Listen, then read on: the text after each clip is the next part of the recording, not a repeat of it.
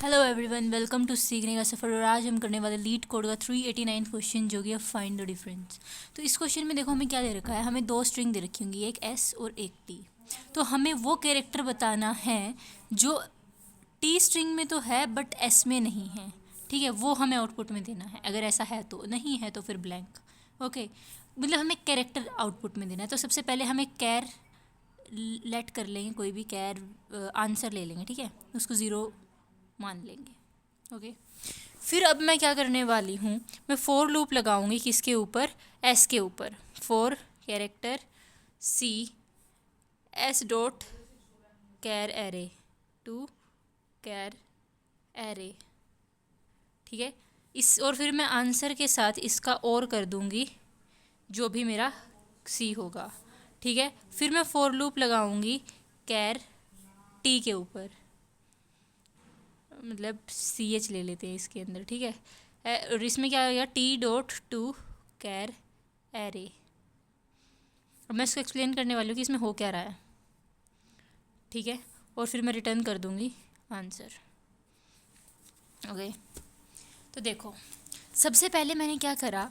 देखो एक्सोर क्या होता है, सबसे पहले एक्सोर की प्रॉपर्टी देखो। अगर मैं किसी नंबर का उसी नंबर के साथ एक्सोर कर दूँ तो मेरा आंसर आएगा ज़ीरो। लेकिन अगर मैं किसी नंबर का ज़ीरो के साथ एक्सोर कर दूँ तो मेरा आंसर आएगा वो नंबर। तो इससे हमें क्या पता चलेगा, जैसे ही हम सेम नंबर का एक्सोर करते तो ज़ीरो आता है ना। तो जब मैं इस पूरे का एक्सोर करूँगी तो जब मैं इधर आऊँगी तो जो सेम नंबर होंगे ना उतनी बार में तो ज़ीरो बन जाएगा, बट जो लास्ट डिजिट होगी वही हमारे पास बचेगी। देखो अब देखना अब क्या होने वाला है। जैसे अगर मैं ए और ए का एक्सोर करूँगी तो ज़ीरो होगा, बी और बी का। बट हम क्या करें, पूरे का लेके फिर पूरे के साथ कर रहे हैं। जब तक हम यहाँ तक पहुँचेंगे ना इसका एक्सोर ज़ीरो बन जाएगा, क्योंकि सारे एलिमेंट्स दो दो बार आ चुके होंगे। अब देखना हम करते कैसे हैं।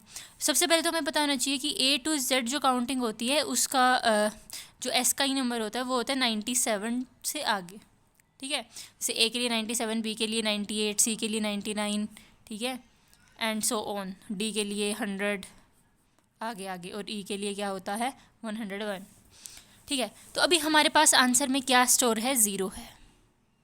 ठीक है, और ज़ीरो का अगर अभी हम गए सबसे पहले एस के अंदर, एस को मैंने एरे में कन्वर्ट करा, एरे में कन्वर्ट करा character wise, B C D E. ठीक है, ये मेरा एस एरे है। सबसे पहले मैंने क्या किया, ज़ीरो के साथ इसका वो किया, पहले कैरेक्टर का ज़ीरो के साथ एक्सोर किया। सबके साथ करते जाना है। तो ज़ीरो के साथ जब मैंने एक्सोर किया ए का तो क्या आया मेरे पास, ए। अब ए की वैल्यू क्या होती है 97। 97 का एक्सोर किया मैंने बी के साथ जिसकी वैल्यू क्या होती है 98। अब इसको कैसे करोगे, अब 97 और 98 को कैसे होता है, जैसे वैसे होता है 1 2 4 6 सॉरी 8 16 32 और 64। ठीक है, तो ये तो हो गया 96, 32 और 64, 96 और हमें 97 चाहिए एक तो 97 के लिए तो ये हो गया, और 98 के लिए ये हो जाएगा अपने पास। ठीक है, अब इन दोनों का एक्सोर करेंगे तो क्या होगा, देखो सेम नंबर का एक्सोर करते हैं तो क्या आता है, वो आता है ज़ीरो आता है। लेकिन अगर हम डिफरेंट का करते हैं तो क्या आता है, वन आता है। ठीक है, मतलब वो पर्टिकुलर नंबर आता है, वन ही आया ना। तो ज़ीरो और वन का क्या करेंगे, वन आ गया, वन आ गया, zero zero zero zero zero. तो ये क्या बना, टू और वन थ्री हुआ।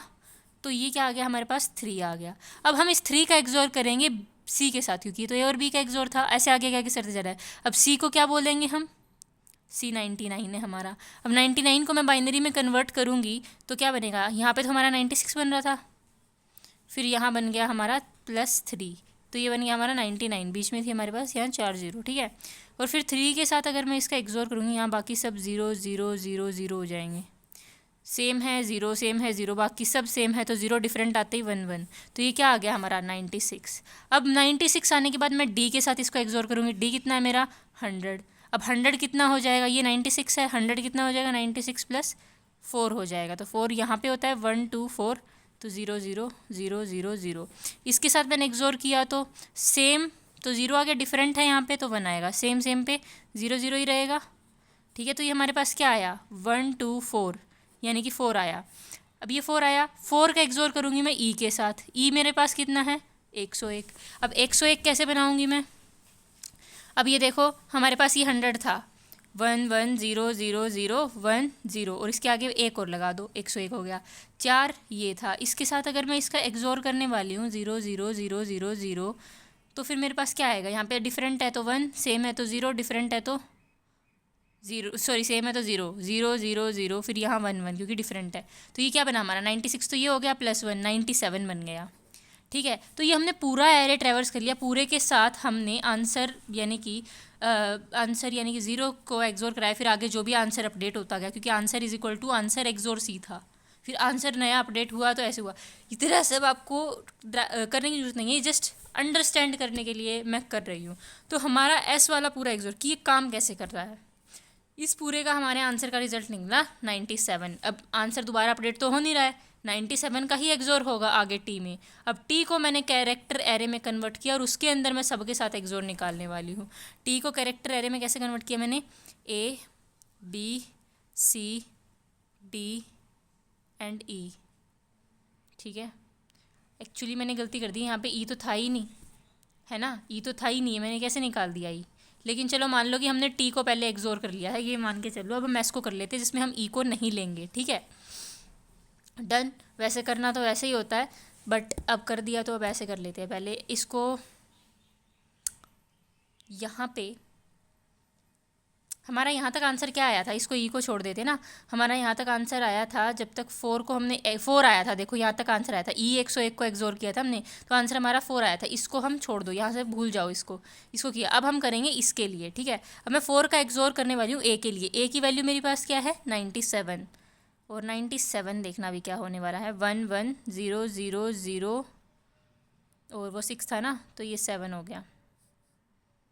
ठीक है, 1 2 3 4 7 5 6 7, हाँ। अब 4 का एक्सोर करना है हमें इसके साथ 0 0 0 0, तो यहाँ हो जाएगा 1 1 0 0 1 0 1। तो ये क्या बना हमारा 96 97 और 4 95 बन गया। अब 95 का हम एक्सोर करेंगे किसके साथ? 95 का एक्सोर हम करेंगे बी के साथ। बी क्या है यानी कि 98। अब ये 95 है, 98 के साथ करना है मुझे 96 और फिर 97 98 यहाँ पे होगा। ठीक है, इधर किया तो यहाँ 0 0 0 0, यहाँ 1 यहाँ 1 यहाँ 1, तो ये कितना आया 7 आया। अब 7 का एक्सोर मुझे किसके साथ करना है? सी के साथ। सी क्या है मेरे पास 99। अब 7 का एक्सोर करना है हमें 99 के साथ, तो उसके लिए यहाँ पे तो 96 था, तो 99 ये हो गया। एक्सोर किया तो कितना बना 96 और 4 कितना होता है 100 बन गया। अब 100 का एक्सोर करूँगी मैं डी के साथ, और डी की मेरी क्या वैल्यू है यहाँ पे देखो, अगर 100 है, अगर मैं 100 का 100 के साथ एक्सोर करूँगी तो क्या बनेगा मेरे पास 0। अब तुम देखो हमने उसको डी तक ही करा था, ई वाला आगे मैंने लिया ही नहीं, बट इसमें तो ई है। अगर मैं 0 को ई के साथ एक्सोर करती हूँ तो मैंने क्या बताया था, अगर किसी दो नंबर सेम को एक्सोर करोगे तो 0 आएगा, लेकिन 0 को किसी नंबर के साथ करोगे तो वही नंबर आएगा। इसको मेरे कन्वर्ट करने की जरूरत नहीं है, ई आएगा और वही हमारा लास्ट में आंसर बच गया, क्योंकि लूप तो हमारा ख़त्म हो गया, आगे ये जाएगा नहीं। आई होप आपको वीडियो अच्छी लगी होगी। अच्छी लगी हो तो लाइक कर देना वीडियो को, और चैनल को सब्सक्राइब कर देना। कमेंट्स में ज़रूर बताना कैसा लगा आपको। मिलते हैं नेक्स्ट वीडियो में अगले क्वेश्चन के साथ। Thank you so much, tata bye bye.